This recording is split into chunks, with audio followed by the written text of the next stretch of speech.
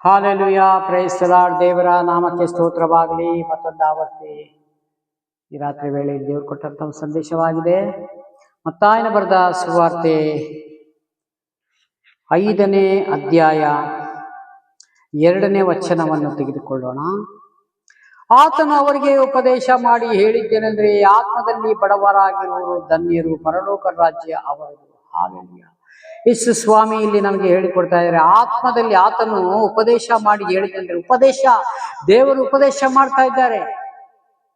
ಯೇಸು ಸ್ವಾಮಿ ನಮಗಾಗಿ ಉಪದೇಶವನ್ನು ಮಾಡಿ ಹೀಗೆ ಹೇಳ್ತಾ ಇದ್ದಾರೆ, ನೀವು ಆತ್ಮದಲ್ಲಿ ಬಡವರಾಗಿರೋ ಧನ್ಯರು, ಪರಲೋಕ ರಾಜ್ಯ ಅವರದು. ಹಾಲೆಲೂಯಾ.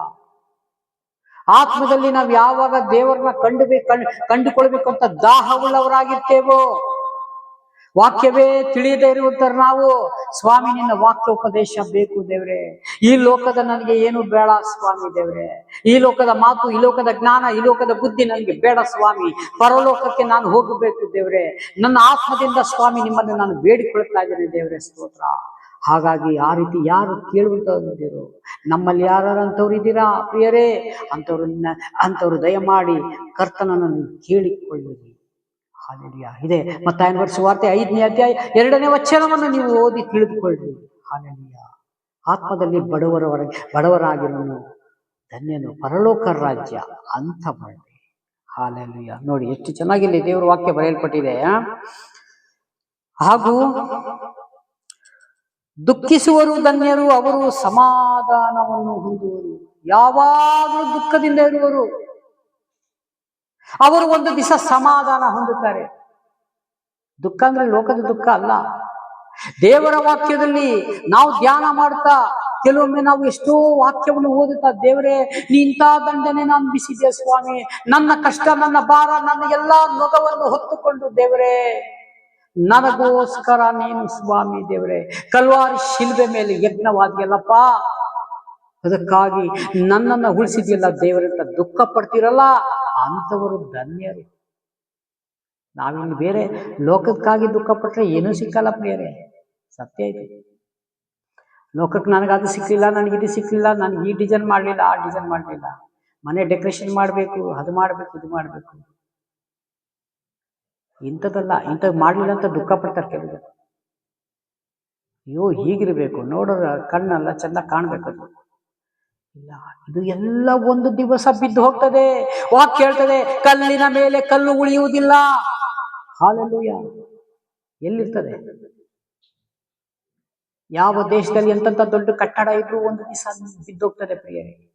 ಅದಕ್ಕಾಗಿ ಅಲ್ಲ, ದೇವರ ರಾಜ್ಯಕ್ಕಾಗಿ, ನೀತಿಗಾಗಿ ನಾವು ತವಕ ಪಟ್ರೆ ಬಾಕಿ ಎಲ್ಲ ಕೂಡ ನಮ್ಮನ್ನ ಫಾಲೋ ಮಾಡ್ತದೆ. ಇಲ್ಲಿ ಬದುಕಿರೋ ತನಕ ನಮ್ಗೆ ಏನು ಅಗತ್ಯಕ್ಕೆ ತಕ್ಕಂತ ಪೂರೈಸುವ ಆತನಿಗೆ ಯೆಹೋವ ಈರೆ.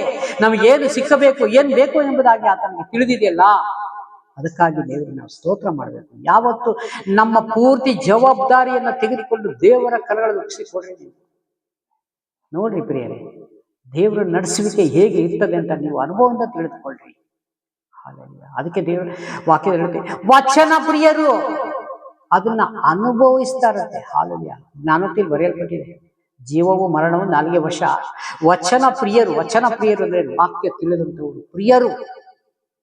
ಸಾಧಾರಣ ಸುಮ್ಮನೆ ಹೇಳಿಲ್ಲ. ವಚನ ಪ್ರಿಯರು, ಸುಮ್ಮನೆ ಪ್ರಿಯರು ಅಂತ ಬರ್ದಿಲ್ಲ. ವಚನ ದೇವರ ವಚನ ಪ್ರಿಯರೇ. ಹಾಲೆಲೂಯಾ. ಹಾಗಾಗಿ ನೋಡಿ, ದುಃಖಿಸುವರು ಧನ್ಯರು, ಅವರು ಸಮಾಧಾನ ಹೊಂದುವರು. ಶಾಂತರು ಧನ್ಯರು, ಅವರು ಭೂಮಿಗೆ ಬಾಧ್ಯಸ್ಥರು. ಹಾಲೆಲೂಯಾ. ನಾವೆಲ್ಲ ವಿಷಯದಲ್ಲೂ ಶಾಂತರಾಗಿರ್ಬೇಕು, ಶಾಂತವಾದ ರೀತಿಯಲ್ಲೇ ಮಾತನಾಡಬೇಕು, ಶಾಂತವಾದ ರೀತಿಯಲ್ಲಿ ಎಲ್ಲವನ್ನು ಬಗೆಹರಿಸಬೇಕು ಪ್ರಿಯರೇ. ಶಾಂತರು ಧನ್ಯರು, ಅವರು ಭೂಮಿಗೆ ಬಾಧ್ಯರು. ನೀತಿಗೆ ಹಸಿದು ಬಾಯಾರಿದವರು ಧನ್ಯರು, ಅವರು ಅವರಿಗೆ ತೃಪ್ತಿಯಾಗುವ. ನೀತಿಗೆ, ನ್ಯಾಯ, ನೀತಿ, ಧರ್ಮ. ಯಾಕಂದ್ರೆ ನೀತಿಯನ್ನು ಬಿಟ್ಟು ಹೋಗ್ಬಾರ್ದು, ಧರ್ಮವನ್ನ ಬಿಟ್ಟು ಹೋಗ್ಬಾರ್ದು, ದೇವರನ್ನ ಬಿಟ್ಟು ಹೋಗ್ಬಾರ್ದು. ಅದೇ ಈ ಧರ್ಮ ಅಂದ್ರೆ ಧರ್ಮಶಾಸ್ತ್ರ ಇದೆ, ಧರ್ಮ ಅಂದ್ರೆ ಇದೆ. ನಾವು ನ್ಯಾಯ, ನೀತಿ, ಧರ್ಮ, ಇದನ್ನ ದೇವರ ಮಕ್ಕಳಿಗೆ ಭಾರಿ ಮುಖ್ಯವಾದ ವಿಷಯಗಳಾಗಿದೆ. ಯಾಕಂದ್ರೆ ನಾವು ಇದನ್ನ ಮೂರಲ್ಲಿ ಯಾವ್ದಾರ ಒಂದು ತೊರೆದು ಹೋದ್ರೆ ನಾವು ದಾರಿ ತಪ್ಪಿರ್ತೀವಿ, ಮತ್ತೆ ವಾಪಸ್ ಬರ್ಲಿಕ್ಕೆ ಸ್ವಲ್ಪ ಕಷ್ಟ ಆಗ್ತದೆ. ಸ್ವಲ್ಪ ಯಾಕಂದ್ರೆ ಅಲ್ಲಿ ನಾವು ಹೋಗ್ಬಿಟ್ರೆ ದೇವರ ವಾಕ್ಯದ ಬೇಡ, ಪ್ರಾರ್ಥನೆ ಬೇಡ, ಏನು ಬೇಡ. ಬೇರೆ ನಾವು ಬೇರೆ ಲೌಕಿಕವಾಗಿ ಹೋಗ್ಬಿಡ್ತೀವಿ. ಭಾರಿ ಸುಲಭ ಪ್ರಿಯರೇ, ಆದ್ರೆ ಒಳಗೆ ಬರುವುದು ಭಾರಿ ಕಷ್ಟ. ಅದಕ್ಕೆ ದೇವರು ಹೇಳ್ತಾರೆ, ಕರೆಯಲ್ಪಟ್ಟವರು ಬಹಳ ಜನ, ಹಾಲೆಲೂಯಾ, ಆಯಲ್ಪಟ್ಟವರು ಸ್ವಲ್ಪ ಜನ. ಈ ಲೋಕದಲ್ಲಿ ನೋಡ್ರಿ, ಕಟ್ಟ ಕಡೆವರೆಗೂ ಇಡೀ ಪ್ರಪಂಚವೆಲ್ಲ ಸುವಾರ್ತೆ ಸಾರಲ್ಪಟ್ಟಿದೆ, ಎಲ್ಲರಿಗೂ ಗೊತ್ತು. ಆದರೆ ಅವರು ಲೋಕದಲ್ಲೇ ಇದ್ದುಕೊಂಡು ಇದ್ರ ಪ್ರಕಾರನೇ ಜೀವಿಸೋಣ, ನಮಗೆಲ್ಲ ಭಾರಿ ಚೆನ್ನಾಗಿರ್ತಲ್ಲ ಅಂತ. ಆದರೆ ದೇವರ ವಾಕ್ಯ ಹೇಳ್ತದೆ, ಕರೆಯಲ್ಪಟ್ಟವರು ಅಲ್ಲ, ನಿಮ್ಗೆಲ್ಲರಿಗೂ ನಾನು ಕರೆದಿದ್ದೇನೆ. ಹಾಲೆಲೂಯಾ. ಅದರಲ್ಲಿ ಆಯಲ್ಪಡ್ತೇನೆ, ಇಷ್ಟು ಇಲ್ಲಿ ಒಂದು, ಅಲ್ಲಿ ಒಂದು, ಅಲ್ಲಿ ಒಂದು, ಅಲ್ಲಿ ಒಂದು, ಆ ರೀತಿ ಆಯಲ್ಪಡ್ತದೆ.